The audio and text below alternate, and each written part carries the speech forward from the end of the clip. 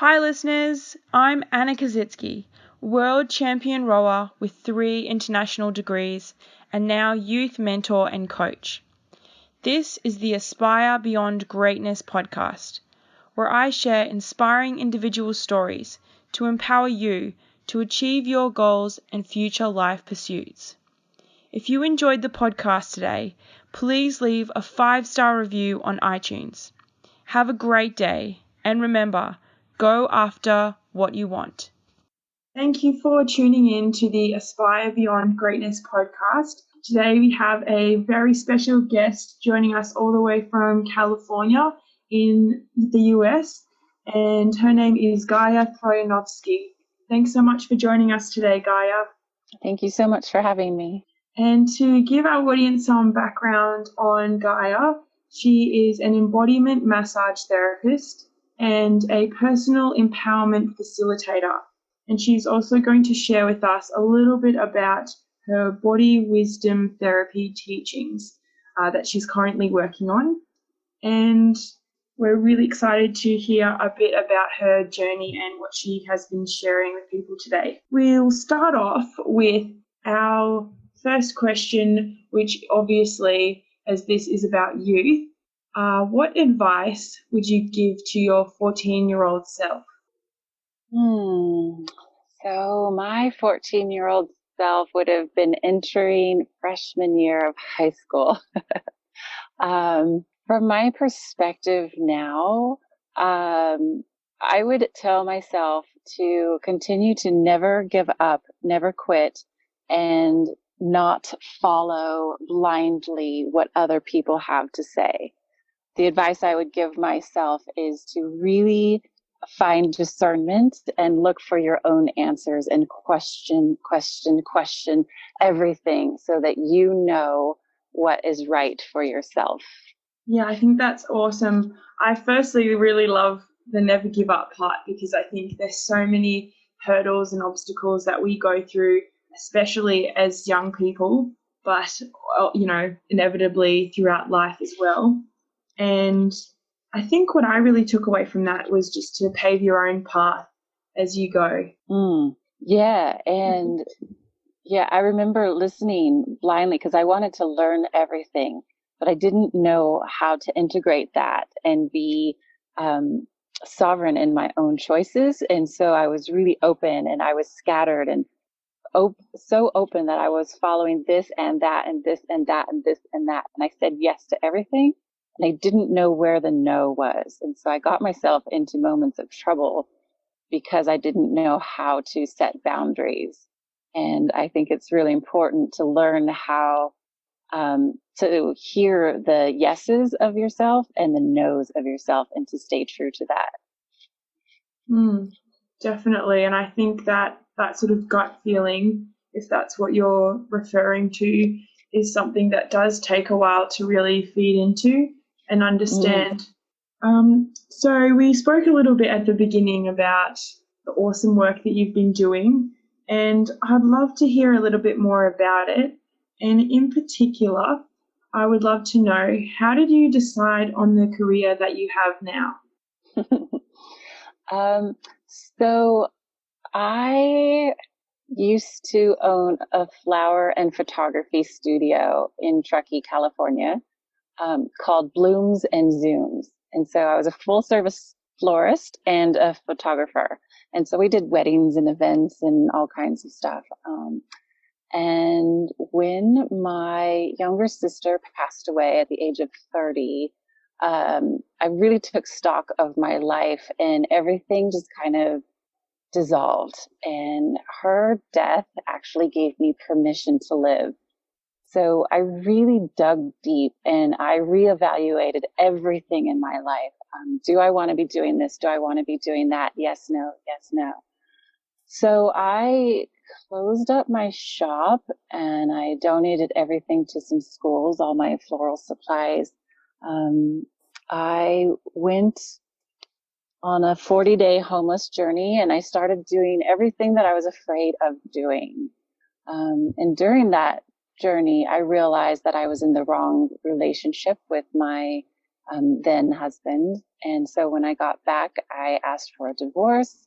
We sold everything in the house and we packed all our stuff up and we left the country. I moved to Australia for 14 months to a year and a half and just started over. What brought me to doing massage work is a lot of the spiritual path that I had been on was cultivating mindfulness, cultivating intuitiveness, just cultivating a deep sense of understanding and knowing who I am, and tapping into everything that's going on energetically as well. So anytime anyone would give me a massage, I would see what was going on and I would ask questions and it would validate my intuition. So for example, I had one therapist working with me and I said, "Oh, are you studying Eastern philosophy?" And she said, "Why?" I said, "Because I see a lot of little Buddhas around me everywhere." She's like, "Yeah, I just started studying that." And I asked one lady, "Oh, what are you doing with these colors?" She's like, "Oh, I just started a painting." And so I could tune in just by being present. And time after time after time, I saw things that were going on with the people who were touching me. And I was at, what's that big Australian music festival? Woodward? Oh, yes. Woodford. Yep. Woodford. And I was receiving a massage from a lady and that happened again. And she's like, "Why are you not a body worker?" And I said, "I have no idea." And she's like, "You should really think about it because you have a gift." So then I was introduced to this man named Karim. And I heard that he did an amazing Lomi Lomi Kahuna massage. And I was like, "Why am I paying so much money to see this man?" Because $200 for a massage session seemed like a lot of money to me at the time. And I went and had a 3-hour session with Karim, and he was amazing. I had an exorcism on his table. I was vomiting, I was spitting, I was coughing. It was just so beautiful. And I was like, "Oh, yes, my soul knew this is what I have to do. Like, this is my path." And I put it aside for a while. And then I went back and I saw him again and got that yes again. It was just, there was no question. Like, that's what I have to do. This intense, deep body work that brings up all the dark nooks and crannies so we can let it out and be liberated. And I just knew like that was my path. And so I started studying Lomi Lomi in Australia. I studied Reiki. I went to the liquid crystal practitioner courses with Justin Nassar. And then I came back to the States and I studied remedial massage and got my licensing. And I've been cultivating and integrating everything that I've learned along my pathway into a really unique way of doing body work.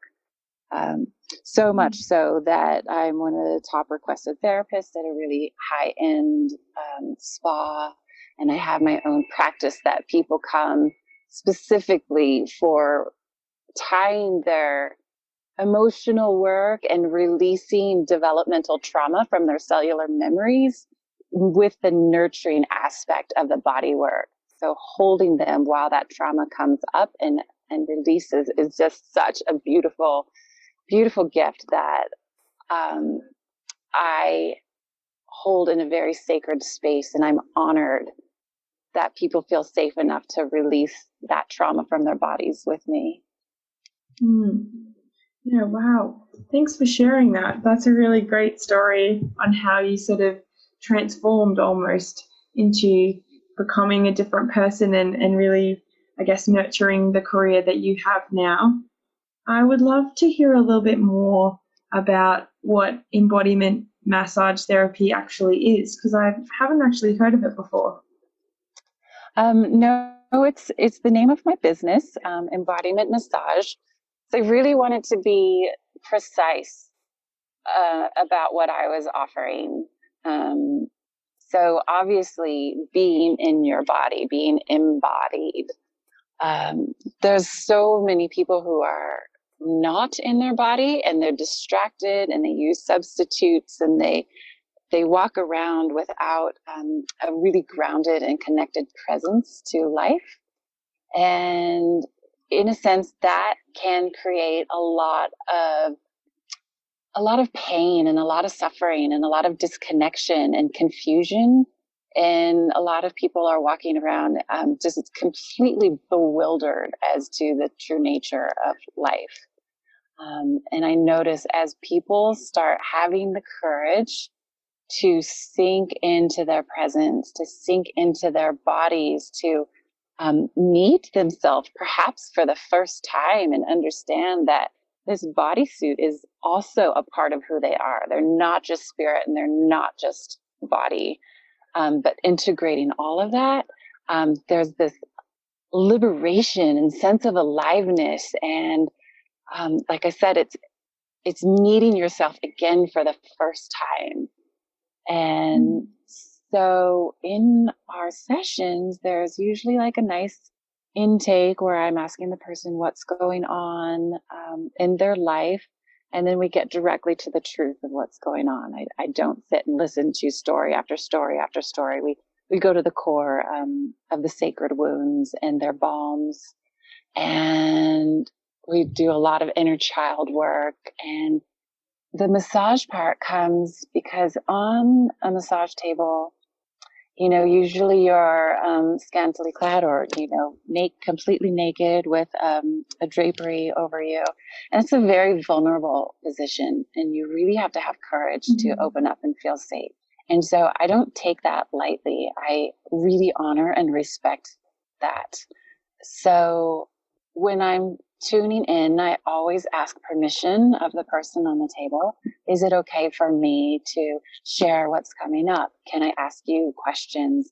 Are you open to share, knowing that anything that you share stays here sacred and safe in this room, unless you choose to share it somewhere else and be seen in it?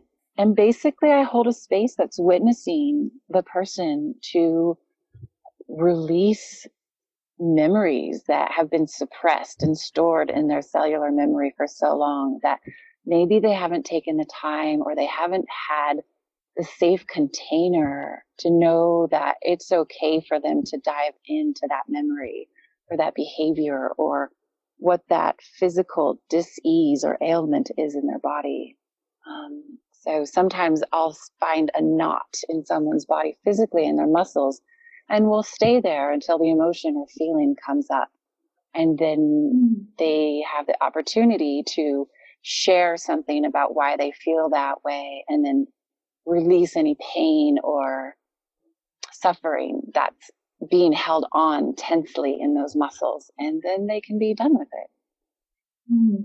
Well, it sounds like an amazing experience. It can be. Yeah. And it sounds like throughout your journey and, in the work you've done and both sort of personally, that you've learned a ton. And I'd love to know, what has been your greatest lesson? Truth. Never settle for anything less than the truth. And we can make up stories and justify and pretend what the truth is. And we can be, this is my truth and this is my truth. But my truth is not necessarily the truth. So my truth is my own subjective narrative and my perspective and what I think I want to be true. So the greatest takeaway from all of that is constantly striving for the truth. What is reality? And as my own veils open and my own layers and belief systems strip away, the truth changes, because what I thought was once truth is actually not the truth. And so surrendering into the opportunity to keep going and being humble with stripping away everything that is not the truth, and accepting that in total surrender has been priceless. Yeah, it sounds like a real sort of eye-opening experience when you strip back the layers almost to find out what the truth really is. Yeah. And in that, I find surrounding myself in community of like-minded people and people that will actually tell me the truth, and um, not coddle me or placate me. They'll have the courage to tell me the hard truth. I really, really value that because that helps me get further and further and further. I don't like to surround myself with people who will tell me exactly what I want to hear because that doesn't do anything for my personal growth. Yeah, I couldn't agree more. That's a really good way of putting it. I think that's what a good parent or a good teacher is able to do, is that they have that balance between, loving you and telling you the truth. And when that sort of marries up into, something where they can show you love and respect, but tell you, when you need to pull your socks up and do the right thing, that's really important. Exactly. I feel you. And I'm pretty sure we've all had both experiences. Oh, yeah, definitely. Yeah. And I'd love to ask you, so I think that everyone experiences challenges that they go through and that those make us who we are. What would you say has been your greatest challenge?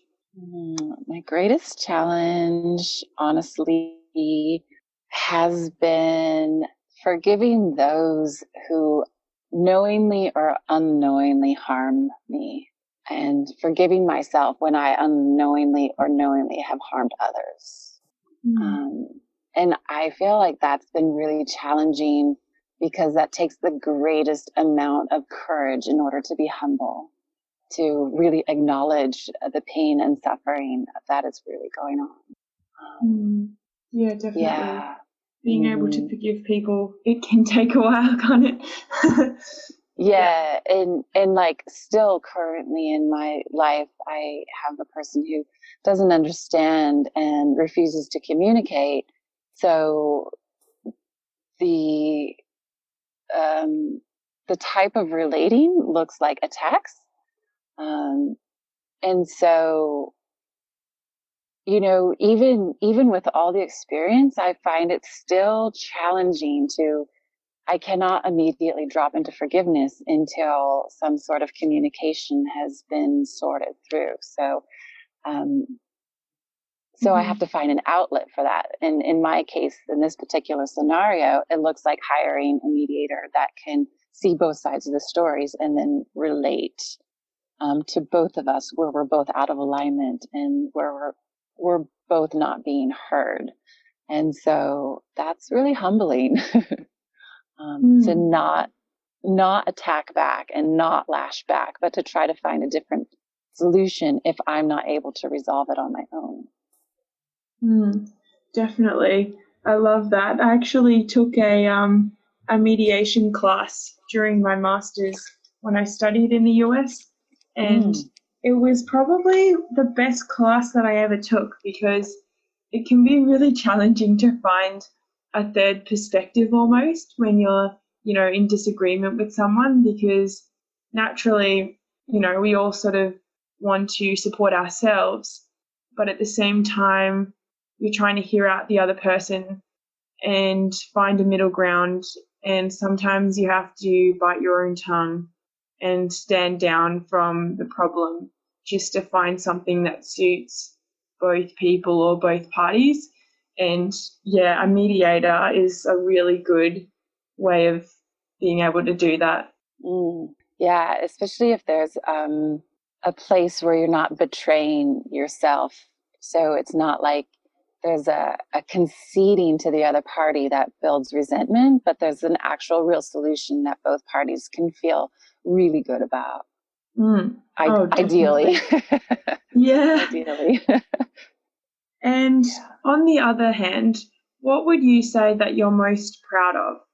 I am proud of my dedication. I never give up.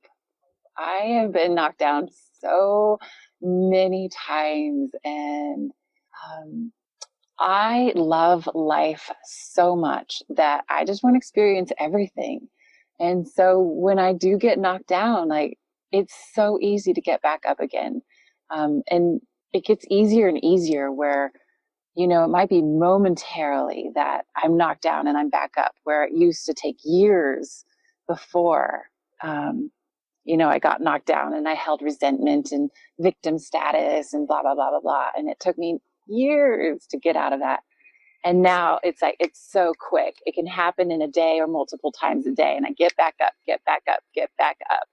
And so I'm so proud of my surrender into the love and appreciation and just pure, sheer adventure that life is. And learning how to play the game in a different way so that you're not stuck in the suffering prison of the matrix. And you're like, oh, I get it. This is my world.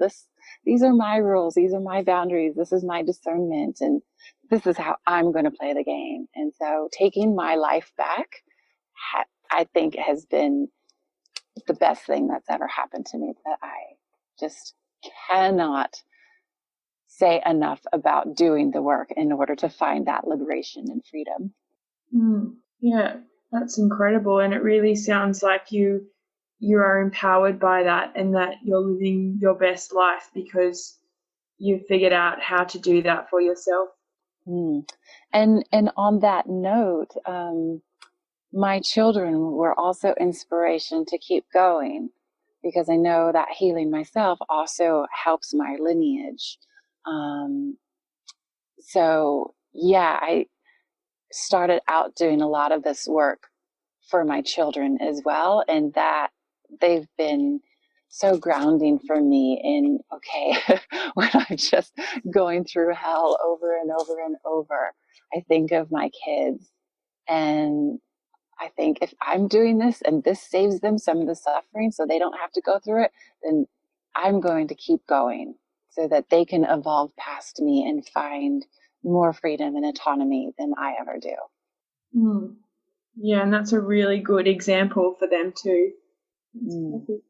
And obviously there's a lot of things that I'm sure inspire you every day. And what would you say those things are? Waking up, for one. Yeah. Oh, I get to live another day. I am inspired when people find a shift in themselves. Like when I watch someone have a paradigm shift and it changes their life forever. Oh, that just is so inspiring for me. There's just no words to describe. It's like a proud mother, but I know that they're the ones doing the work, so I don't take any of the credit and I don't have attachment to it, but it's still so amazing. I have a partner that I'm with, and he is just so incredibly smart. And being in a relationship with a beloved that holds you accountable is also really inspiring to me, because we're very, very kind to one another, but we also call each other out on the places where we're inaccurate and not in alignment with truth and love. So being held in a standard of impeccable integrity is very inspiring to me. Definitely. I just cannot say how much love that brings. I think that's probably one of the things that a lot of people would love to have in a relationship, is someone who holds them accountable. And it's definitely a game changer, because it's kind of like what you were saying before about someone who's able to tell you the hard truth, and whether it's encouraging you when you need it or just calling you out on your crap sometimes. That's really important, to hold someone accountable. Yeah, and I think a big part of that is understanding yourself to the point where you are whole within yourself first. And then when you can bring the development of your wholeness into a relationship where the other person is also working on it, then exponential growth can happen. But like, let's say, for example, I'm codependently asking you to hold me accountable so I don't have to do my own work. I find that to be devastating for the other person because they're the one holding all the space and they're the ones doing all the work. And that's not a fair or balanced relationship. So we each have to do our own part and also have the courage to be okay that if I'm telling you the truth and you can't handle it, you might choose to leave me and go away. And I have to be okay with that because I'm not willing to betray myself first. So I'm willing to risk being alone or having someone leave me because I had the courage to tell the truth. Yeah, that's very true. Yeah, I think that's really hard for people because of and in myself where I still see my codependencies as well. But then when I have the courage to understand, yes, I am also enough and I love you enough to tell you the truth. And if you respect that or don't, that's your choice. I feel good for having shared what is authentic. Yeah, definitely. It's a good message to send people, especially you, to find out who you are and love that person first. Awesome. And I wanted to share with you this idea that I have, which is that I believe from the moment that we wake up in the morning to, as you're going about your day, Gaia, and you're, empowering and supporting and healing people, to the moment that we're going to bed at night, I think that everyone turns up with a certain skill set and different personality traits.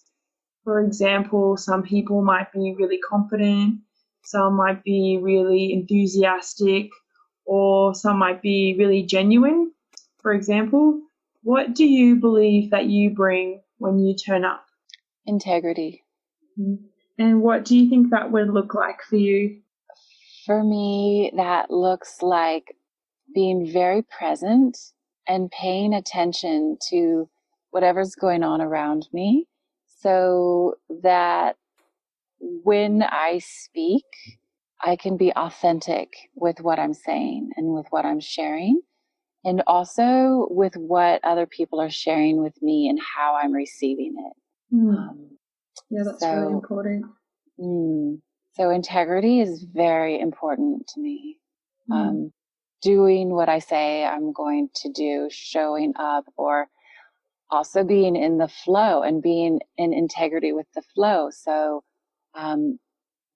if I've made a commitment in one place and the flow needs to change, then I call those people and say, hey, look, I'm communicating with you because this has changed and I want to let you know, are you okay with that? Because this is what I need to do. So not just being a flake and not showing up for someone that I've made a commitment with, but communicating. So communicating with integrity and the idea of precision and love and truth and humanity. Well, it's perfect. Yeah. And we spoke a little bit before about you having some really great people who are supportive of you. And I think that everyone, whether it's themselves or other people in their life, they have support that sort of helps them become the best version of themselves. Who would you say has been your biggest supporter? Honestly, that's shifted over the decades. So when I was in school, there was a couple of teachers that I had in school that really saw me for who I was. And I felt really safe and comfortable around them. The first teacher that ever saw me is a man named Padma Ayon Prakasha, and he's a catalyst, and people either love him or hate him. and I've had my fair share of my mixed feelings. But I love him as a brother because he has catalyzed my confusion and my own bewilderment into a sense of empowerment. And he was the first person to really, really deeply see me on a soul level and call me out on my bullshit. And Nice. so while that was really, really difficult at first, I've grown to really understand why that was happening, because I want the truth. And I love him for not being afraid to share with me what I needed to hear. And since then, I've had several sisters in wisdom groups in women's circles, and of course my beloved partner. And there's so many names, I could name them all, but I won't. Well, that's great. You've got some really good people to support you. Yeah, and I think my first ones was my paternal grandparents, who that was my safe place growing up as a child. I would go to my grandparents' house and just know I was loved and felt safe, even if I didn't feel that anywhere else in the world. It's such a good feeling too, isn't it, when you go to those places, and no matter how you're feeling, when you go there, you know that you feel safe and you can tell them whatever you need to, or just sort of feel whatever you need to in that moment, but you just feel really secure. Absolutely. And I feel blessed that I have that available. And I've met people who don't have people to show them that kind of support. And what I would like to share to that point is, even if you didn't feel blessed or didn't have that growing up, there's no reason why you couldn't cultivate that in your life right now from where you're at. There are people who are more than willing to support and share in the truth, because that's their path. And there's no reason to not have it unless you choose not to. Definitely. Yeah, that's a really good point. Yeah, you don't have to get stuck in the victim patterning of like, oh, that never happened for me, because that's just an excuse to not do your work. Yeah, that's true. Call people out in this stuff. That's right. Yeah, no, that's fantastic. Well, I just wanted to say thank you so much, Gaia, for your time and for sharing your story today. I really loved, going on this journey with you and hearing a little bit more about some of the things that you've experienced. And I just wanted to acknowledge you quickly for the 3 takeaways that our audience can add to as they listen along today. And the first is your message to never give up. So despite all the things that you've been through, you've kept going and you're still working on becoming that best version of yourself. And also your message to cultivate mindfulness and how it's important to find out who you are, and within that, just letting go of the past as much as you can, right? And finally, just about your message of, finding the truth and how that looks in terms of your truth and also reality. So thank you for sharing that with us today. Thank you so much for having me. This is really fun. I appreciate it. Okay. And for our audience to connect with you, what's the best way for them to do that? I have all my information on my website, which is embodimentmassage.net. Perfect. So be sure to check out Gaia's page and find out a bit more about what she does. She's got some beautiful scenery in her page, so I definitely recommend checking it out, even just to see a beautiful picture of how to practice something that you love in a beautiful place in the world. And stay tuned for another episode of the Aspire Beyond Greatness podcast. Thank you.